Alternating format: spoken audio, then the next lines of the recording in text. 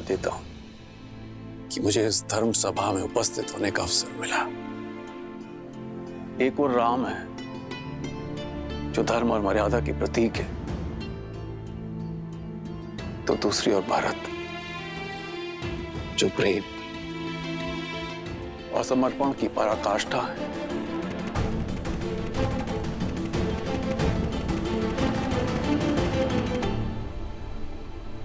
हे महादेव, ये निर्णय कठिन है। मुझे सद्बुद्धि देना, प्रेरणा देना, ताकि मैं उचित निर्णय ले सकूं। हर हर महादेव।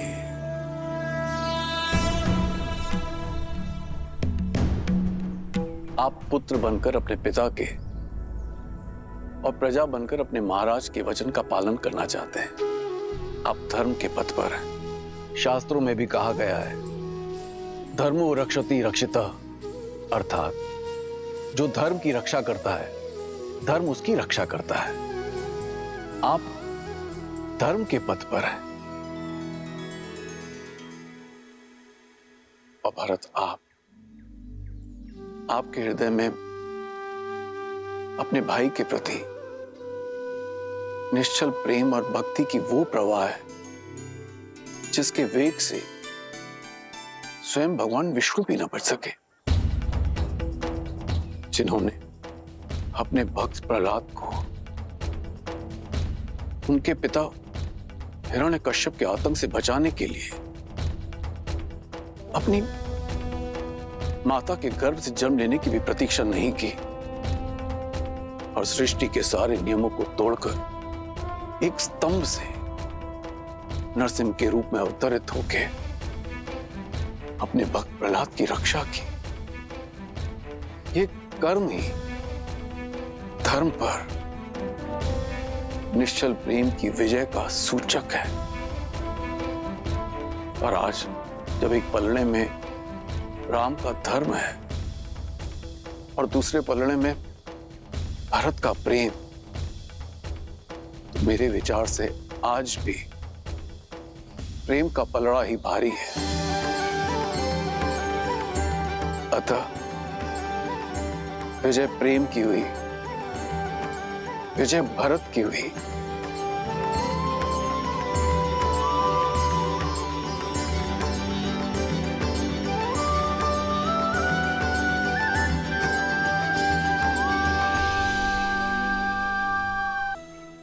इसका अर्थ है कि मैं अपने भैया को अयोध्या ले जा सकता हूं, अपनी इच्छा पूर्ण कर सकता हूं। किंतु प्रेम के भी अपने कुछ नियम होते हैं कुमार। प्रेम में पहले उनके विषय में सोचा जाता है जिनसे हम प्रेम करते हैं। प्रेम में स्वार्थ नहीं, समर्पण का सहारा लिया जाता है, ना कि अपनी इच्छा पूर्ति का। इसीलिए मेरा परामर्श आपसे यह है कि आप निस्वार्थ भाव से, निश्चल प्रेम से स्वयं श्री राम से पूछें कि उनका निर्णय क्या है, उनकी प्रसन्नता किसमें है। फिर वो जो भी निर्णय ले उसे आप प्रेम पुष्प की तरह हृदय से स्वीकार करें। यही मेरा परामर्श है और यही मेरा निर्णय भी। महाराजा जनक, आपका कोटि कोटि धन्यवाद। निश्चल और निस्वार्थ के प्रेम की परिभाषा आज समझ आई मुझे, और इसके लिए भरत आपका सदैव आभारी रहेगा।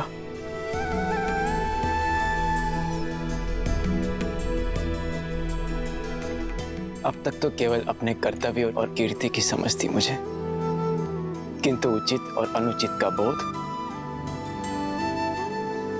अब समझ आया। मेरे भैया ने अपने पिताश्री के वचनों का पालन करना स्वीकार किया, किंतु इन्हें मेरी भी एक इच्छा स्वीकार करनी होगी, और ये मेरा निर्णय है। या तो भैया सिंहासन स्वीकार करें या मैं मृत्यु का आलिंगन करूंगा।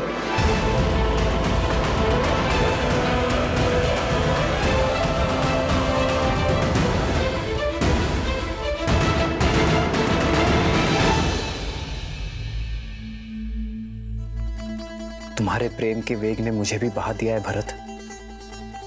तुम मुझे अयोध्या के राज सिंहासन पर बैठते देखना चाहते हो ना, तो वही सही। तुम्हारी प्रसन्नता के लिए मुझे वो भी स्वीकार है। सच भैया? हाँ भरत, किंतु पिताश्री के वचन को झुठलाने का साहस मुझ में अब भी नहीं है। मुझे 14 वर्ष का वनवास काट कर आने दो भरत। उसके बाद मैं तुमसे अयोध्या का राज सिंहासन स्वीकार कर लूंगा। तब तक अयोध्या का भार तुम्हारा हुआ मेरे भाई। आप महान है भैया, आप महान है। आपने अपने धर्म और मेरे प्रेम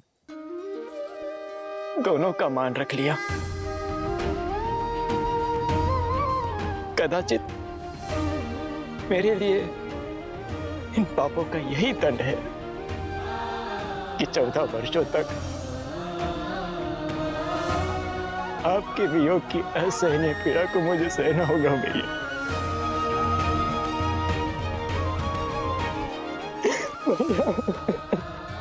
भरत,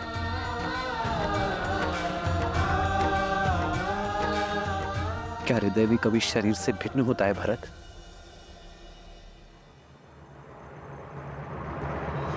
भैया, आप जो कह रहे हैं वो सब स्वीकार है मुझे, परंतु यदि मैं आपसे कुछ मांगूं तो क्या आप दोगे?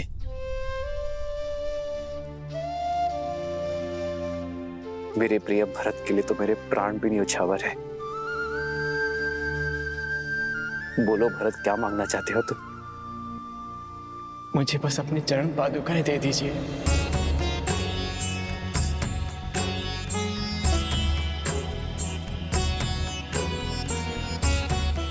अयोध्या का राज्य भार बहुत बड़ा है भैया, और जिस सिंहासन पर मेरे भैया राम का अधिकार हो, उस सिंहासन पर बैठने का मैं दुस्साहस नहीं कर सकता।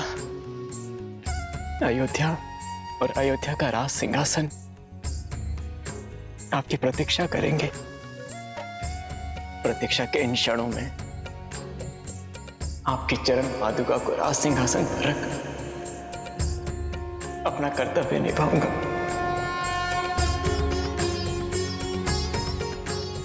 आपके पग धर्म के पथ पर है, और आपके चरणों में पड़ी पादुकाओं को राज सिंहासन पर रखने से हमारी अयोध्या से धर्म का लोप नहीं होगा भैया।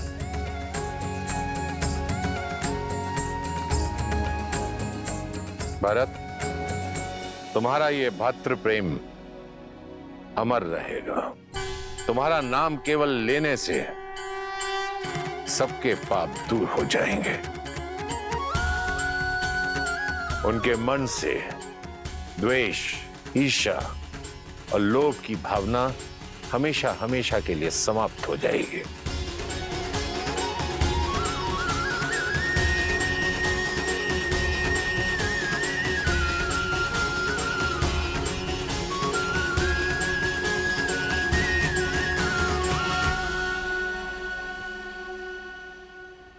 आदर्श और मर्यादा की है ये कथा महापावनम। काट मद श्री से मिला ले श्रीमद् रामायणम, श्रीमद् रामायणम, श्रीमद् रामायणम। इन पर अपने पैर रख के इसे पवित्र कर दीजिए भैया। श्री राम, श्री राम, श्री राम, श्री राम, श्री राम, श्री राम, श्री राम।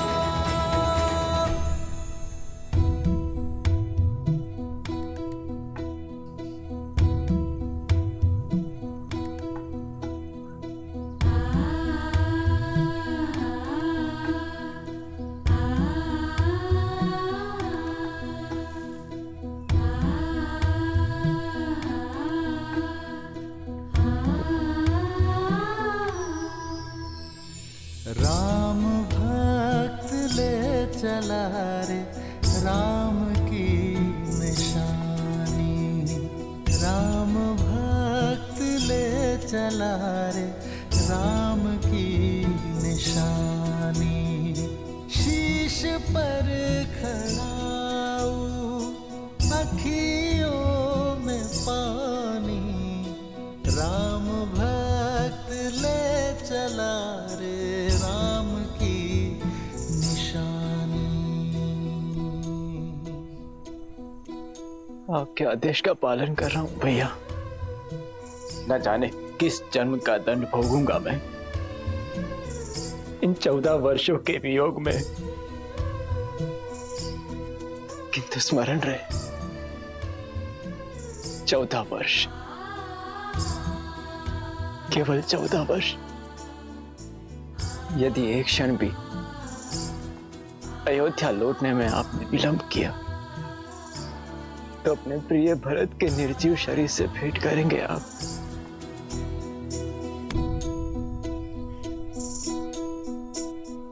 शीश खड़ाऊ ले चला ऐसे राम सिया जी संग हो जैसे। शीश खड़ाऊ ले चला ऐसे राम सिया जी संग हो जैसे। अब इनकी छाँव में रहेगी राजधानी, राम भक्त ले चला रे राम की निशानी। राम भक्त ले चला रे राम की निशानी।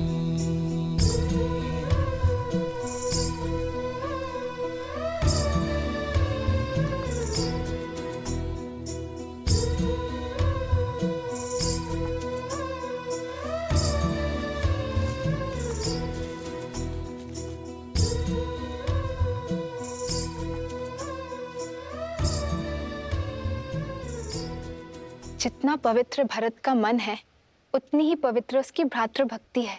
भक्ति क्या है? भक्ति देवी, भक्ति वास्तव में एक व्यक्ति का दूसरे व्यक्ति के प्रति विश्वास ही तो है। वो विश्वास जिसे समय और परिस्थिति बदल ना पाए। भरत की श्री राम के प्रति भक्ति, धर्म और सत्य के प्रति विश्वास, इसी का उदाहरण है वो विश्वास जिसके लिए व्यक्ति अपनों से, संसार से, यहां तक कि स्वयं से भी लड़ जाए। भरत की श्री राम के प्रति भक्ति, उनके प्रति विश्वास ही भरत को आदर और सम्मान की मूर्ति बना देता है। सत्य कहा आपने। ऐसे प्रेम का भला कोई शत्रु कैसे हो सकता है? भरत से बड़ा भक्त इस संसार में कोई अन्य हो ही नहीं सकता। सत्य कहा आपने देवी। वास्तव में इस संसार में भरत से बड़ा और कोई भक्त नहीं, सिवाय एक के।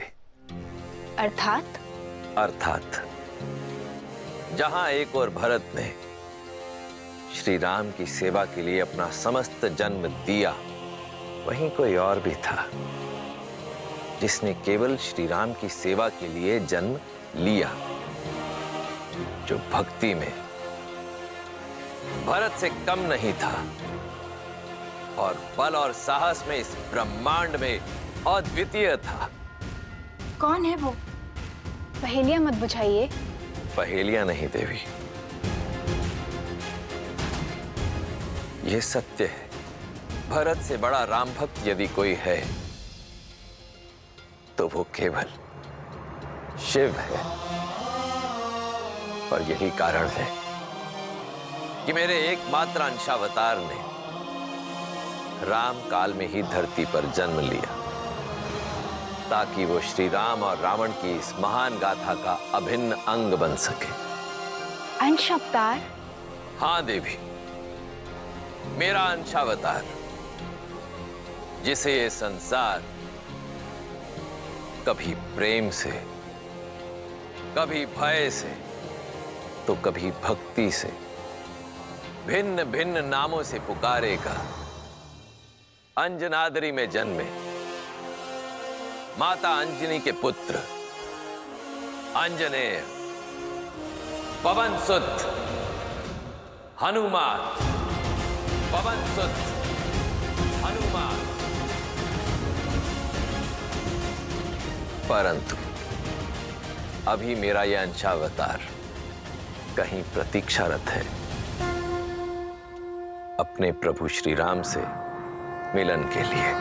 जय महावीर हनुमान, जय जय पवन पुत्र हनुमान।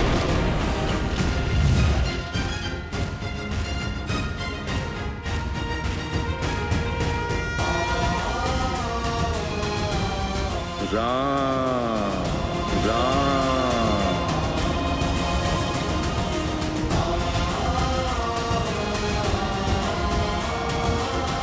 राम राम।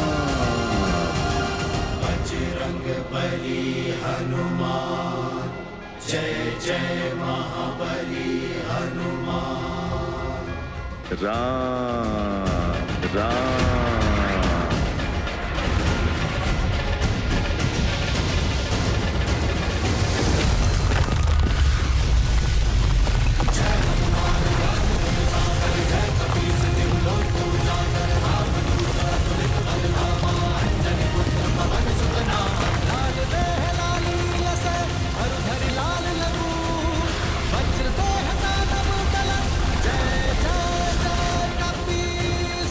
लगता है कोई भूचाल आया है।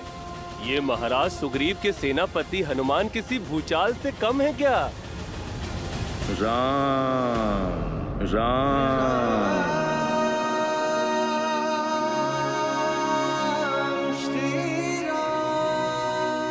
लगता है अपना सुध खो बैठे हैं हनुमान जी। राम नाम के किसी मनुष्य को अपना आराध्य मान चुके हैं। राम राम। और ये एकांत में कर क्या रहे हैं?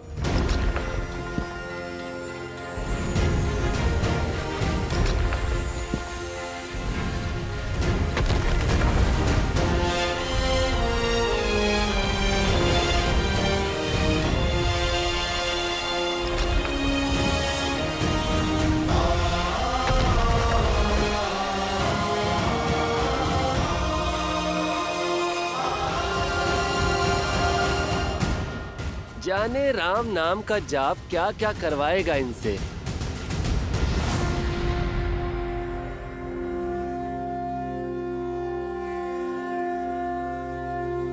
राम राम। श्री गुरु चरण सरोज रज, निज मनु मुकुरु सुधारी। बरनउँ रघुबर बिमल जसु, जो दायकु फल चारी।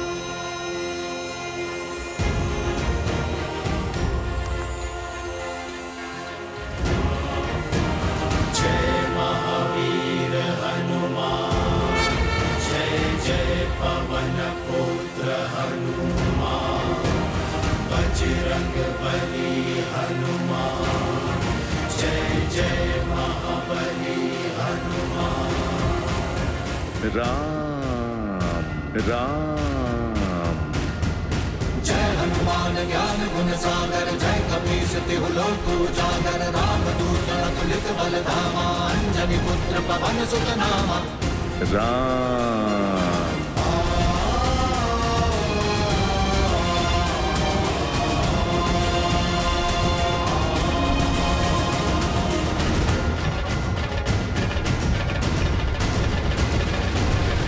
मिथिला नरेश जनक, अब धर्म की लाज आपके हाथों में है।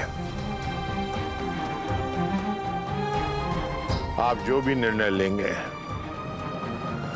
हम सभी को बाध्य है। बोलो राम, क्या तुम्हें महाराज जनक का निर्णय स्वीकार होगा? आचार्य, आप केवल हमारे गुरु ही नहीं, पिता तुल्य है हमारे। आप धर्मात्मा हैं। आप जो भी निर्णय लेंगे वो मुझे सहर्ष स्वीकार होगा। भरत, तुम्हें तो कोई आपत्ति नहीं है? नहीं गुरुदेव। महाराज जनक धर्मात्मा ही नहीं, हमारे धर्म पिता भी है। किंतु एक विनती है इनसे कि निर्णय लेते समय धर्म के साथ मेरे प्रेम का भी मान रखिएगा। बताइए राजा जनक, क्या निर्णय है आपका?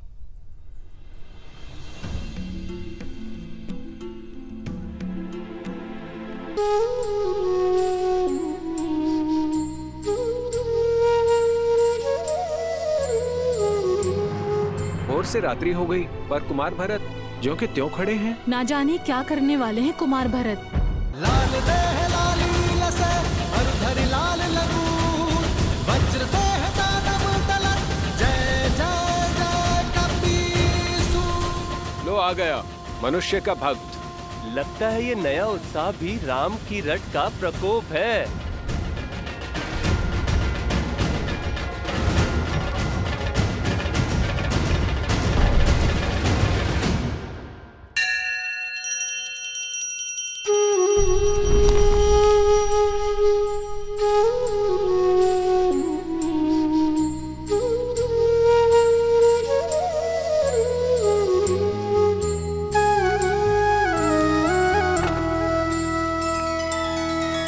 श्री रामचंद्र कृपालु भज मन हरण भव भय दारुणम नव कंज लोचन कंज मुख कर कंज पद कंजारुणम कंदर्प अगणित अमित छवि नव नील नीरज सुंदरम बट पीत मानहु तड़ित रुचि सुचि नौमि जनक सुतावरम। श्री राम श्री राम श्री राम श्री राम श्री राम श्री राम श्री राम श्री राम श्री राम श्री राम श्री राम श्री राम श्री राम श्री राम श्री राम श्री राम।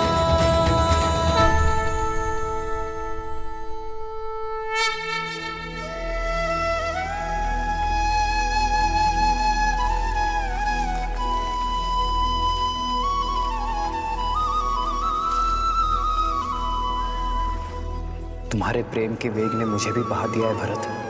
तुम मुझे अयोध्या के राज सिंहासन पर बैठते देखना चाहते हो ना, तो वही सही।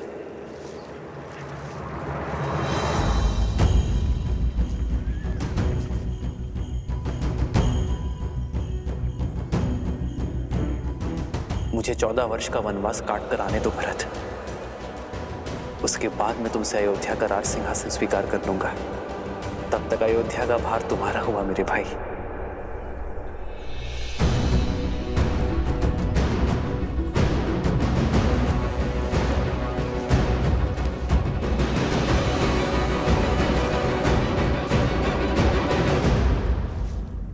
क्या हुआ भैया, आप रुक क्यों गए?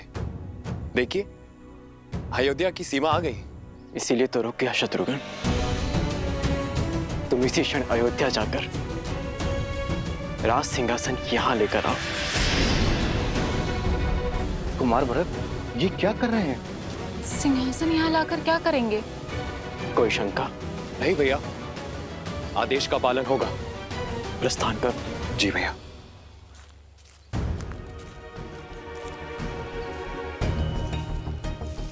भरत, हम यहाँ क्यों खड़े हैं? अयोध्या क्यों नहीं जा रहे? अपनी माता के पापों का प्रायश्चित करने का प्रयास कर रहा हूं मैं।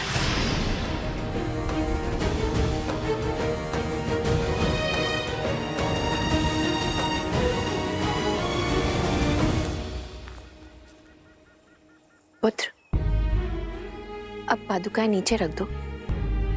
कब से ऐसे ही हो? कुछ क्षण सांस ले लो और मुझे बताओ, उलझन क्या है? नहीं माता, ये पादुकाएं मैं नीचे नहीं रख सकता। मेरे राम भैया की ये पादुकाएं भरत के जीवित रहते तो भूमि पर नहीं रखी जाएगी। इन्हें इनके उचित स्थान पर रखना होगा। उसके पश्चात मैं आपसे जी भर के वार्तालाप कर सकता हूं, किंतु इस क्षण नहीं।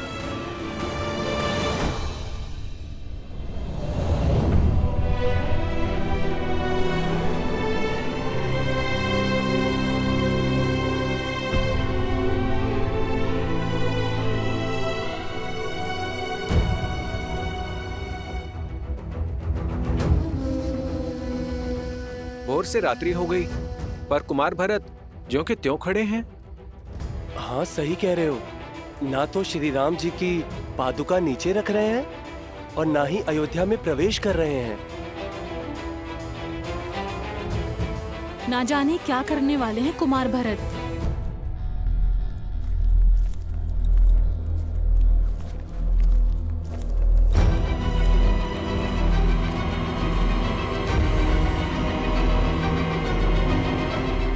सिंहासन आ गया भैया। इस राज सिंहासन को यहां रख दो शत्रुघ्न। मेरे राम भैया ने यहीं से माटी उठाई थी।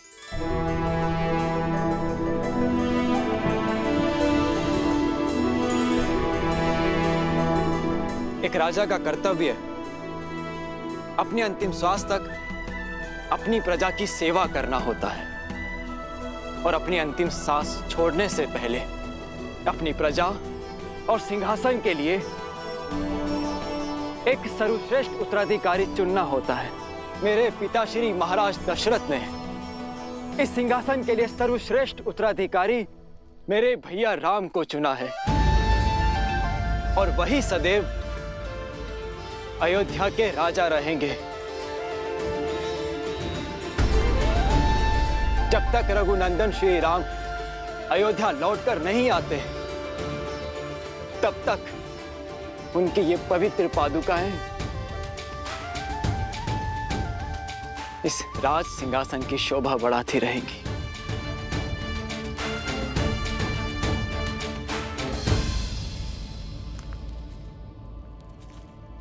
पुत्र भरत, ये तुम राजमहल में भी तो कर सकते थे। नहीं माता, जब राजा वनवास पे हो तो सिंहासन राज आवास में क्यों? भैया की अनुपस्थिति में हमारी प्रजा मुझे राजा समझने की भूल कर सकती है। और माता, मैं भी तो एक साधारण मनुष्य ही हूं। अयोध्या में रहते हुए, वहां का राजकाज करते हुए, यदि एक क्षण के लिए भी मेरे मन में राजा होने का विचार आया तो मुझे तो नरक में भी स्थान नहीं मिलेगा माता।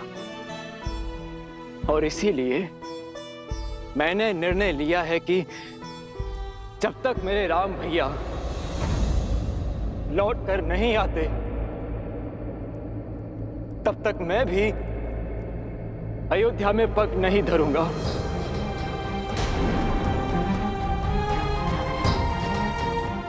यही नंदीग्राम में रह के उनकी आज्ञा का पालन करूंगा, अपने भैया का दिया हुआ दायित्व निभाऊंगा, आप सबकी सेवा करूंगा और आप सब भी अपना कर्तव्य मत भूलिएगा। मत भूलिएगा कि अयोध्या पर केवल हमारे श्री राम का अधिकार है और मैं अयोध्या अपने महाराज के साथ ही लौटूंगा 14 वर्षों के बाद।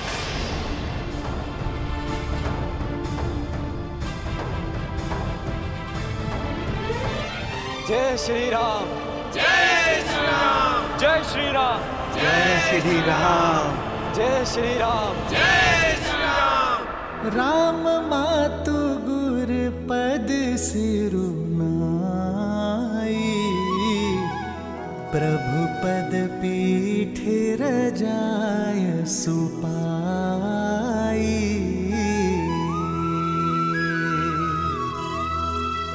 नंदी गाँव करी परन कुटीरा किन्हनिवा सुधर मधुर धीरा।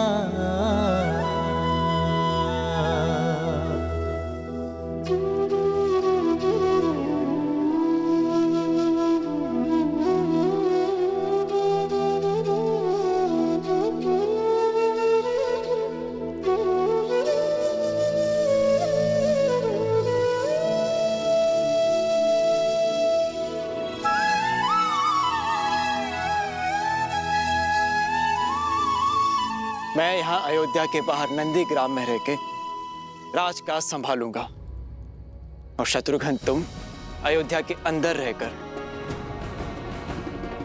हमारी प्रजा की सुरक्षा का दायित्व निभाना, क्योंकि मेरा भाई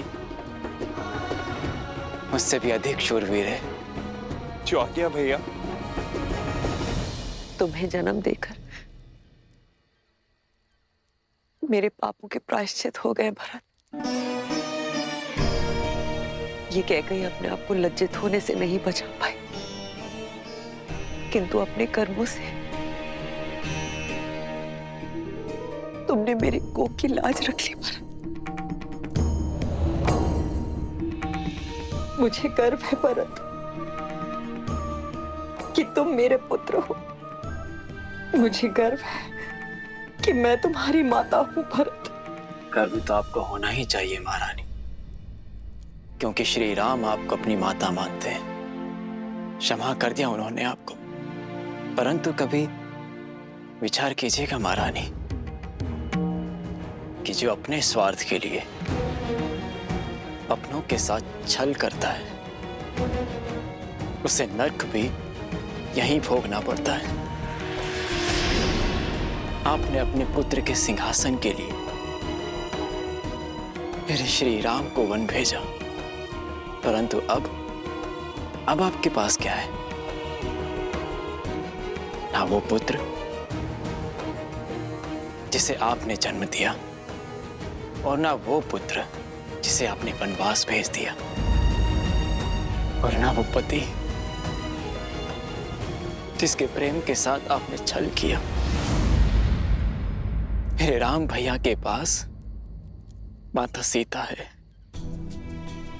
लक्ष्मण है।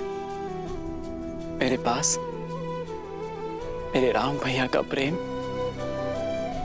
और उनका आशीर्वाद है, किंतु आपके पास कुछ नहीं, खाली हाथ। वास्तविक वनवास तो आप भोगेंगी महारानी, 14 वर्षों तक महल की बंद दीवारों के बीच।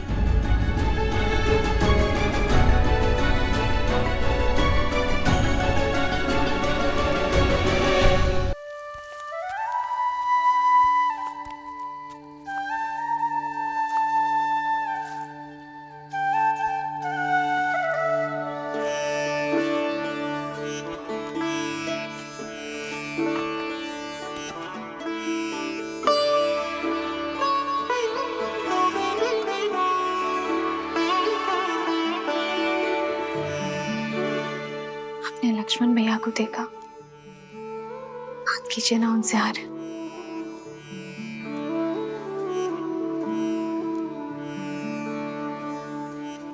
पहले परिवार से वियोग का दुख था, अब उनसे मिलने से कदाचित परिवार की स्मृतियां सता रही हूं। एक विचित्र ग्लानि भाव देखा मैंने भैया की आंखों में। कभी कभी भावनाएं मन के अंकुश से मुक्त होकर बहने लगती हैं सीता।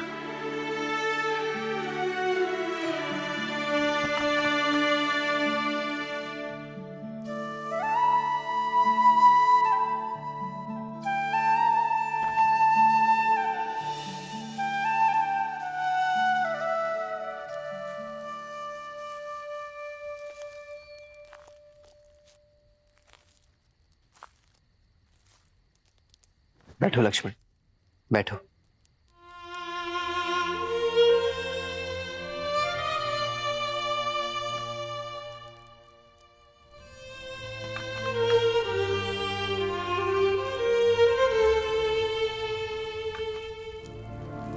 अग्नि में जितनी लकड़ियां डालते जाओगे वो उतनी ही भड़कती जाएगी लक्ष्मण।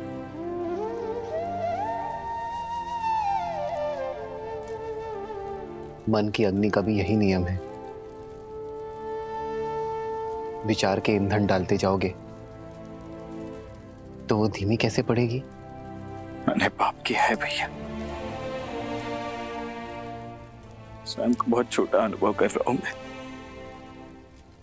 आपने बार बार समझाने का प्रयास किया मुझे, किंतु मेरी पत्नी मारी गई। लक्ष्मण, अपने प्रिय भरत भैया को नहीं, उस पवित्र आत्मा को नहीं पहचान पाया, उस पर संदेह किया मैंने भैया, स्वयं को अत्यंत मलिन कर लिया है मैंने भैया। मैं स्वयं को क्षमा नहीं कर पा रहा हूं।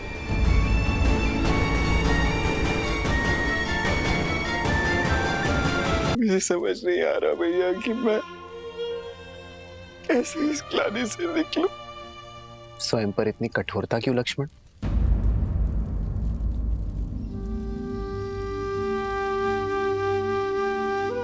मेरे भाई ने कोई पाप नहीं किया है। तुमने भरत को हानि नहीं पहुंचाई है लक्ष्मण, बस मेरी रक्षा की है। और जिसके मन में रक्षा का भाव होता है वो मलिन हो ही नहीं सकता। ऐसी स्थिति, ऐसी परिस्थितियां ही तो हमें मनुष्य होने का आभास देती है लक्ष्मण। हमें बताती है कि हम सदैव उचित नहीं हो सकते। सीख देती है कि सोच समझकर, परिणाम विचार करके, शांत मन से निर्णय लेना यही जीवन है। भैया, भैया आप बस मुझे क्षमा कर दीजिए, बस एक बार मुझे क्षमा कर दीजिए। मैं आपको आश्वासन देता हूँ कि इसके पश्चात मैं श्रेष्ठ होने का पूर्ण प्रयास करूंगा भैया। आपकी भांति बनने का पूरा प्रयास करूंगा भैया। आप बस इसी प्रकार मेरा मार्गदर्शन करते रहिए। आदेश दीजिए मुझे भैया, मैं आपके किसी आदेश का उल्लंघन नहीं करूंगा, कभी नहीं करूंगा भैया। लक्ष्मण, शांत हो जाओ। क्षमा मांगने की कोई आवश्यकता नहीं है तुम्हें लक्ष्मण। चित्रकूट रुकने का हमारा प्रयोजन सिद्ध हुआ लक्ष्मण। अब नहीं तुम्हारे मन में कोई मलिनता है और न भरत के मन में कोई ग्लानि। अब हम निश्चिंत होकर अपना कर्तव्य पालन कर सकते हैं। हमें दंडकारण्य चलना चाहिए लक्ष्मण। तुम्हें स्मरण है ना, महर्षियों ने हमसे सहायता मांगी है। जी भैया। बस हम शीघ्र ही दंडकारण्य की ओर प्रस्थान करेंगे।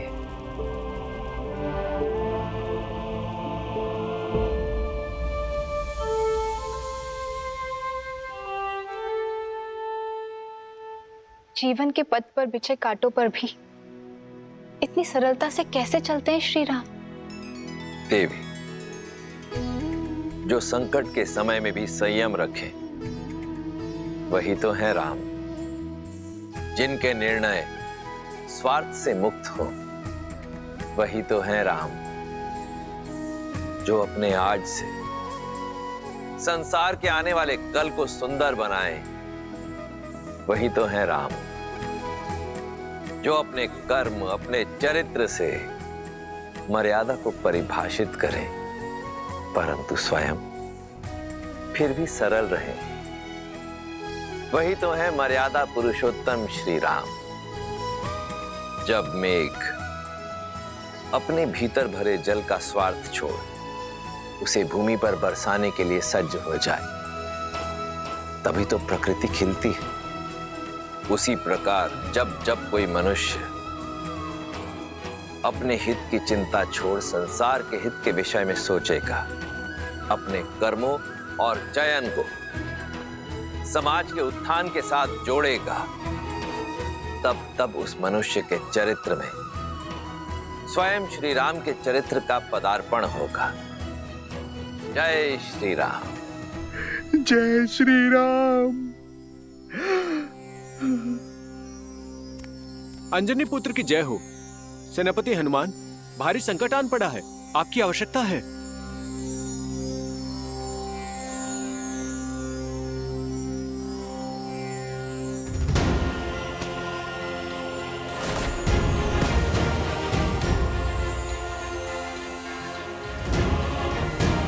जय महावीर हनुमान।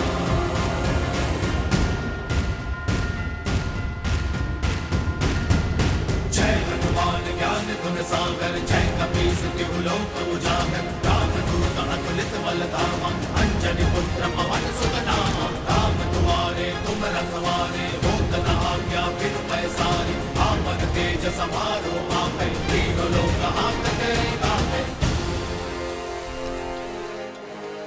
प्रणाम। एक हिंसक बाघ ने वन में आतंक मचा कर रखा है। छोटे बच्चे खेलने भी नहीं जाते, बहुत भयभीत हैं वो। अब आप ही रक्षा कर सकते हैं सेनापति जी।